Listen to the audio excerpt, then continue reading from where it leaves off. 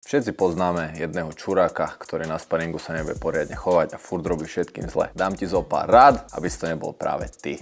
Ako prvé, nechoď tvrdo s ľuďmi, ktorí sú ešte začiatočníci alebo nevedia vlastne ako ani čo robia. Hej. Oni keď ťa tvrdo trafia, tak pravdepodobne je to buď z nejakého strachu alebo reflexu a nemusíš im to vrácať a vypnúť ich, hej, keď je to ich 10. tréning. Čiže keď ide s niekým, kto má nižší úroveň ako ty, tak nemusíš mu každý úder vrácať, radšej mu povedz, že toto bolo tvrdé, poďme trošku slabšie. A druhá vec, nerob zákerné techniky, ako napríklad nekop ľudí na schvál do kolien, nedávaj im puškyky do hlavy, nerob kolená, keď nemáš kolenačky, alebo nebodaj nenaznačuj lakte, keď nemáš žiadne lakťačky. Čiže nerob veci, ktorým by si mohol svojim parťákom ublížiť, lebo ver mi, že určite ti to vrátia. Čiže na sparingoch sa snaž dodržiavať fair play, na sparingoch to nie sú tvoji nepriatelia, ale ste parťáci, ste v jednom gyme, máte si pomáhať a nerobiť si zle. Čiže ak nechceš byť za čuráka v gyme, tak sa snaž sparovať normálne s rozumom